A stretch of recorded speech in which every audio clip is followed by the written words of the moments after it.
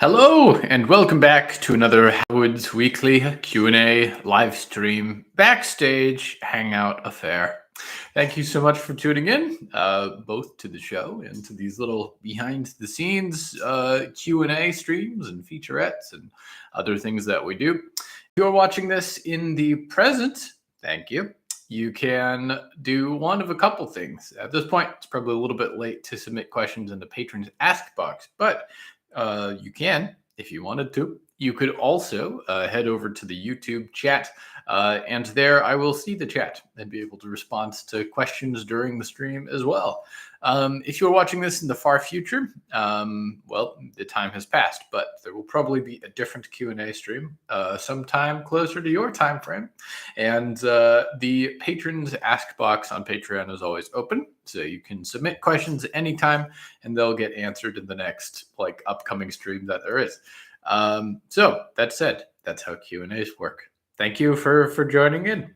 So it has been a nice week behind the scenes of the show, both in just chipping away on upcoming episodes. We are at this point trying to think, how far along are we? We are at episode 53. It's the one we're done writing with. So we are 13 episodes in to the new season. I think that's right. And if that's the case, then we are nearly at the halfway mark for season 4, which is only a meager 30 episodes long. It's a shorter season to kind of tide us over until this fall. And I think there's only a break of a couple of weeks between season 4 and the beginning of season 5, which is aiming to be a proper Halloween release like we usually do. So that said, this is, I wouldn't quite think of it as a micro season, but it is a little bit more self-contained. It is a little bit shorter in scope. There's some stuff going on narratively in this season that may not be true in the next seasons in this set. So it is, it's shorter timeline, I think makes sense for what the season is supposed to be. And then we'll probably be back to a little bit longer of a season for the next time around. We'll see how exactly the math breaks down. The challenge for the show is that I really want to end on a satisfying number someday.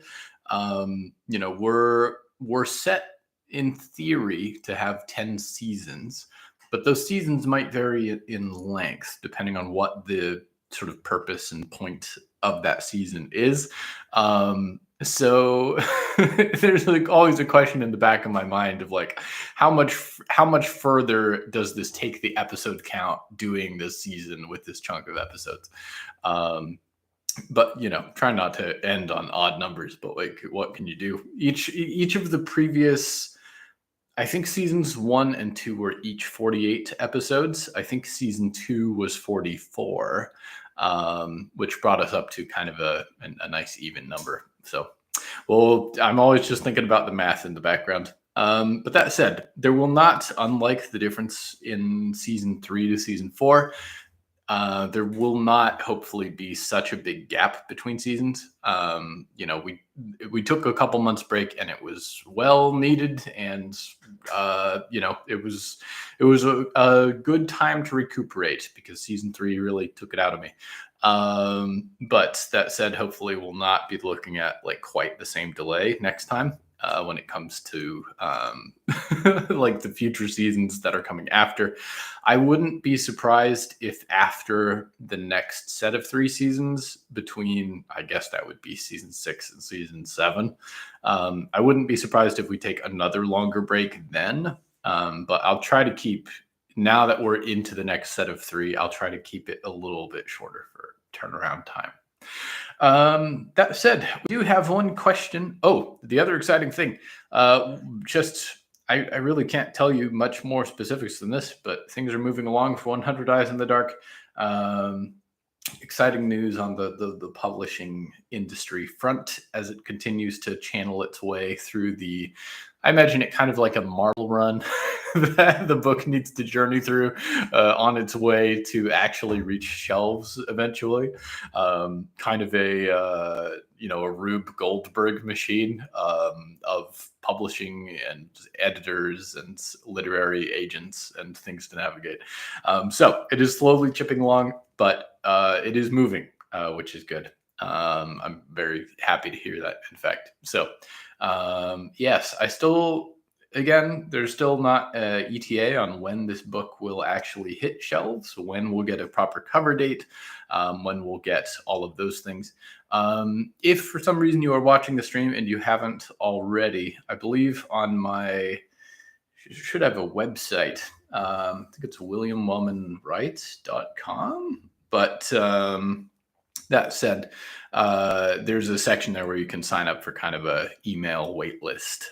So you'll be the first to know when the book actually does show up someday in a form that you can pre-order or buy. But in the meantime, that just continues to trickle along in the background. I'll be honest, writing for season 4 has been the main writing focus for the last week or two, because we've got exciting new episodes to do, and frankly, some cool stuff coming in these episodes, especially since we've hit, I think, some of the bigger hurdles and some of the bigger moments that will really propel the rest of the season are the ones we've encountered in just the last 1 or 2 episodes. So there's a lot of fallout now that needs to be addressed. And so I look forward to delving into what exactly is going on there. But that said, we do have a question in the Patrons Ask box. I see there's 1 or 2 in the chat as well. So I'll get through the Ask box first, and then I'll work my way over to the chat. And feel free to drop questions in there as you wish, and I'll start chewing through them. But Lindsay in the Patrons Ask box asks a heavy question, which is, where did the idea for the season come from? / when did you know this was the route you were taking us on in the story? I think the second part of that is the easier to address of the two. This particular direction for the season, I think this was kind of set in stone by the end of season 2. Knowing that, and really when it came to like the initial setup and plot workings for season 3, is really when a lot of the planning came together for what the season after that would look like, which is often how it goes for these. Like, there does tend to be a lot of the planning that happens for the sequential season as the planning comes along for a given season. Because by the end of whatever season we're on, we want to kind of lead into the next one and set up or not set up in some cases, depending on like what the thing is. For season 2, I guess for season 1, the main hope was that we would have all these characters together after all these different like splinterings of paths and crisscrossing opportunities and windows, that finally, like, we would get all these characters and perspectives together, and kind of have everyone on a similar footing, whereas we had started out disparate. So when it came to season, and that said, having in mind that by the end of season 1, we wanted to put everyone in a place, especially when it came to Riot and Olivier's relationship, where conceivably by the time that season 2 rolled around and there was this mission and this road trip, that gets kind of foreshadowed, kind of mentioned at the end of the first season. All these things like Danielle, learning how to reach out to people for the first time. Riot getting the sense of like, okay, my mom has been kidnapped. I haven't done anything about that this season. I'm gonna go and try and get her back. putting those, stakes in at the end of season one. It was important to know ahead of time what season two would look like. Also, trying to put Olivier and Riot in a place where they could conceivably share a camper van and not try to murder each other during that. And so, leading up to all those things kind of put us in a good place where a couple months down the line, season two could begin. And reasonably, that would be the trajectory carried forward. Season two, and I'll try not to get too spoilery here, but season two tries to put us in a place where a number of factors have come together to make season three's expedition possible. And a lot more sort of revelations about each character have happened by that time. Season two is also when a lot of the kind of character to character bonding happens. Season one, there's a lot of moving parts, a lot of crisscrossing paths. And so it was important for season two to have a bigger focus, not on introducing new characters and new plot lines, but rather on like getting to develop and spend more time with all these people we've just been introduced to. And so I think by the end of season two, we haven't met a ton more people. We've met some. There's been some road trip guests and passengers. Like we meet Milo and the Venus. We meet the Phantom Station. We meet a donut shop owner. But by and large, we're not introducing 40 more characters. Although I do wonder if on like a technical level, how many we introduced in season two. There's Moth's whole extended network. There is, the Count and his court. So there's still a lot of new people. But one of the hopes was that we would get to spend a lot more time developing and fleshing out these people that we've already known from season one. And kind of put them in a place where there's going to be some significance when they embark on this trek, through the wilderness in season three. Another part of that, and then lastly, for season three, and I guess this is where the part of the answer comes in for this question, but there was an awful temptation not to fall like previously. Every season relies on the same kind of formula, which is just the formula of like 3-act story structure, which is that you always have your moment of truth, your journey through the door, your darkest hour, and your nice 3rd act resolution, and it all comes together and it all works out. And there was this terrible temptation to change that formula for the end of season three, and to end the story a little bit earlier than you usually would, and set up a situation where the listener has to piece together a little bit what happened in the aftermath of that season, while at the same time getting to see the real world effects that have happened since then on the world as a result of what happened.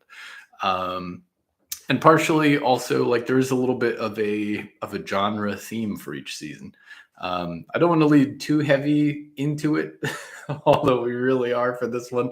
But season one is just kind of its own thing with all these different perspectives coming together. Season two borrows from a lot of road trip tropes that I love from various stories. Jack Kerouac's On the Road, American Gods, a number of like cross-country journeys see homage and kind of flavor in that story. When it comes to season three, there's a lot of wilderness exploration stories I grew up reading. Call of the Wild and Journey to the Center of the Earth, 20,000 Leagues Under the Sea. And so we're looking to that a little bit when it comes to trying to give that season a distinct flavor. And where we find ourselves in season four is a little bit of a mystery setup. There's a lot of kind of things that I love about the noir detective genre, about kind of tropey detective fiction that are getting to kind of run into the Hallowoods in this season, and kind of see what the result is between those things colliding with the Hallowoods existing sort of backdrop of creatures and culture and landscape. And so getting to kind of explore that and write an homage to a genre that I love is a lot of fun for this season. So I think relatively early is the answer. This was definitely like kind of the known direction by the beginning of planning for season 3, that we were going to end with more of a mystery and then have to piece together that mystery later in the following season. In a way, season 4 is a bit of a epilogue or a direct interrogation of what happens in season 3. There's a lot of retrospecting here about the past before I think we might move into kind of having to worry more about the future as this set of 3 continues on. So where did the idea for this season come from? Again, I think one of my favorite inspirations was that I grew up with a big love of Sherlock Holmes. I think I've read every like just through massive story collections of like every Sherlock Holmes story. They were annotated, so they had all these cultural details and like side notes and asides that you could reference. And I think I really enjoyed digging through that. I've also loved many a Sherlock Holmes film adaptation. Robert Downey Jr.'s Web of Shadows, still a wonderful movie. Wonderful movie. At least there's a great finale that sticks out to me. But I also spent a lot of time watching Jeremy Brett, I think, and his kind of caustic portrayal of Sherlock Holmes. There's something like slightly 70s, like 70s British flavored about that show. But that impression really stuck with me. And Tumblr's very fond of the Benedict Cumberbatch Sherlock Holmes. I don't think anything I learned from that has been healthy as like a storytelling influence.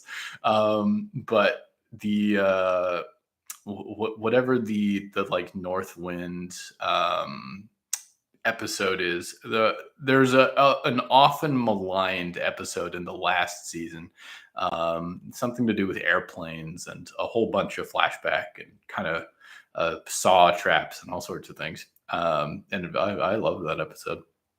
So that said, a lot of Sherlock Holmes inspiration on a very basic level. Also grew up reading a lot of Nancy Drew and Hardy Boys, and that is its own sort of brand of like, we're just a bunch of random neighborhood kids, but we have the powers of deduction and a magnifying glass and a penchant for getting involved in an adult crime rings that will sort of lead us through. So definitely drawing a little bit from there. Also a big fan of like the Maltese Falcon, some of that black and white era of like noir detective film. Definitely kind of stuck with me as well. So there's a lot of interest in this corner of mystery, and also at the same time trying to find things to do with it that are unique to the Hallowoods, because we're also in a curious place where a lot of supernatural mystery is not that good. And the reason I think that it's sometimes not that good is that when you have a world where magic exists, and magic can be anything in this context, it can be mutations or angelic powers or plot devices or a machine that eats memories or whatever the case is. When you have those things, then you also can have a tendency to violate some of the core principles of a detective story, which is that it should be, looking back, apparent from the onset, like what was happening. The clues should all line up. Like there should be a logic to it where people can try to piece together on their own based on what they have access to at that time in the story. Where things are going to land, who the killer is, whatever the case is. You don't always have all the pieces you need to solve it right away, but it should line up looking back. How that at least there was a real world set of steps. There were clues along the way. A mystery story is an adventure for the readers as much as it is for the people trying to solve the mystery for us in the narrative. And so there's a tendency when you're writing supernatural elements with that kind of fiction to have the answer be like, oh, there was an invisible killer and he was an invisible werewolf man who can pass through nets made of silver based on his holy curse powers. And that's how he did it. And the problem with that as a third act reveal is that most of the time, none of this information was communicated up front. And so a lot of supernatural detective stories kind of end with a opening of the eyes that no one could have seen coming because it relied on supernatural plot devices in the story that the author made up. There's a film, it's not a supernatural, it's kind of a supernatural detective film if you think about it, called Detective Pikachu. It's notorious for this because all of the mechanics that enable the big bad plot and the mystery to happen are random plot devices made up by the story. They're not mentioned beforehand. There's no rhyme or reason to them. So when you get to the end of the mystery, you're like, oh, so the answer was a string of magical jargon that hasn't been mentioned that we couldn't predict. Great. This was a wonderful mystery. Not even Bill Nye can save that film. Poor Justice Smith, just doomed to wander through green screen sets, just being surprised at random tennis balls on sticks. It's a rough life. It's a rough life for Justice Smith. That said, I think one thing also is that sometimes, especially when you get to this stage of the story, we are 150 plus episodes into Hello from the Hallowoods. We were 140 episodes in at the end of at the end of season 3. It is definitely on the table as an option for us to kind of continue indefinitely doing the same thing that we've kind of continued to do. We've had format breaks before. We've had episodes that worked a little bit differently than past episodes, at least reliably once per season. We would get one that was run by Botco or run by Melanie Flores or, a random vignette about Creep. But that said, the potential is on the table for us to continue that formula ad infinitum as long as it goes. And we, and we wouldn't be the only show to have done it. Welcome to Night Vale relatively has the same formula for their show that they have had for 10 plus years.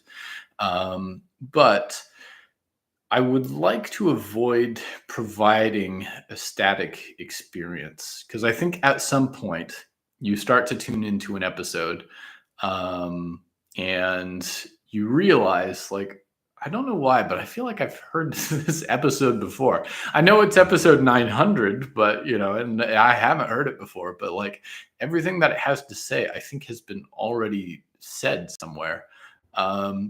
And at least as a writer, I definitely feel that when you're 140 episodes into a show, that sometimes you've said what you wanted to say with that time and with that space. And so I think one of the choices for the Hallowoods, and especially one that we're seeing in this season, is really a result of that, of having the choice to either continue doing the same formula and the same structure and continuing on at the same pace and sort of motion in time, or to kind of try something new and keep throwing new things at the wall and keep colliding the show with different sources of inspiration. Um, and I think what that looks like is that some seasons may resonate with people more than others. Some seasons may make more sense than others. But that said, I think it should provide a journey that is constantly trying new things for its art, rather than kind of like retreading the same ground over and over again. So I think in the long term, we'll see how this looks once we're another like 2 seasons into this show. But I think a lot of the reasons for why season 4 exists the way that it does will become apparent as time keeps going. And as it becomes part of a bigger picture and we start to see what that looks like on a longer term level. Fingers crossed. In the meantime, we do have some questions from chat I would like to get to. Femme Fatale says, hello, friends. I hope everyone is doing well, hydrated, and rested. We are over here, certainly. Beanie says, new setup. What's the map behind you? Yes, we are in my quote-unquote office today instead of the living room. And this map is a map of one of my nerd passions. It is a miniatures game called Heroescape. And this is a map of Valhalla, the sort of mythical realm in which people from across time and space are yanked into and kind of doomed to fight in until they can escape to their homeworlds. I ran into this game back when I was just a youngster, and I think it had just been discontinued in like 2010. But it is coming back this fall to game store shelves. And I am a part of it. I get to work on this game a little bit, which has been incredibly unforeseen. But it's a sort of separate creative work from the Hallowoods, but I'm still excited to get to work on it in some extent. Let's see. Lindsay says, oh, thank you so much for answering. Yes, of course. Also, I think it's quite funny that Buck is no longer in the Hallowoods for this mystery. It is. This would be such a different season if Buck was there. But I wanted to have two things coexist at once. The first part is that Buck, walks in these Sherlock Holmes type shoes. He has a reputation. He has credit for having figured things out really well in the past. And he has people on his team who make him notorious and famous for that. Part of Sherlock Holmes' success is that he has Watson there to document and sell his career. Not that Sherlock really knows that or would even ever acknowledge that. But a Sherlock that sells no books is a Sherlock that doesn't get the business and types of cases that Sherlock gets. So I liked the idea that Buck, humble Buck, beautiful hearted Buck, has grown to this, kind of role that he can play. But at the same time, wanted Clem and Shelby to have their own kind of unique Sherlock Watson relationship, but a little more down to earth, a little more Hardy Boys or Nancy Drew. A little bit more like they are outsiders with less credit. Not everyone believes in them. People don't respect them. And they still have to try and figure this out, for personal stakes as well as for what's best for Scout City. And so I think that's partially where it's centered on that, Buck had provided this influence, that he'd provided this mentorship at one time. But that he is no longer part of the scene and they will have to figure it out on their own. And that mirrors a little bit the situation we're in with the audience, because normally we have an omnipresent narrator around to give us sort of comforting asides and talk about the world development and explain things to us, and sort of be there at our shoulder, looking over, making sure we understand. And Nicky Nick in this season is kind of otherwise occupied, and he isn't around when we need him to be. And so, in his absence, the audience is left alone, kind of sad and disgruntled to figure out what is going on by themselves. And so there was a nice like echo of that to interpret. Um, the other part is that I think for a while, even since like the first season, people have definitely been curious as to like a why is the Hallowoods narrative so contained to the Hallowoods? Will we see any other continents? Will we explore like outside of North America? And definitely, part of that has been the Hallowoods, is a particular place. Like it's inspired by a particular region, and that region is Northern Ontario. So there was that line of thought, but then also that we've got a lot of seasons planned. Like there's time to expand the scope of the show and to continue like exploring, and kind of revealing new places, new landscapes for us to visit. And so part of that was in season 2, seeing a little bit more of what state America has been left in the hands of the Watchlist Corporation. Season 3 kind of takes us past the Northmost into some weirder and more eldritch territory beyond it. But season 4, we are re-examining the landscape here a little bit, but also en route to some other places that we haven't really seen yet. So I like the idea that some of our Hallowoods residents are branching out to new horizons as well. So I think that will bring us to the end of our Q&A for today. Thank you so much, everybody, for tuning in. And as always, if you have questions, you may drop them in a patron's ask box near you, or scream them to the sky and hope that the crows hear you. Until next time, everybody, I'll see you on the flip side, and stay tuned for what comes next for season 4.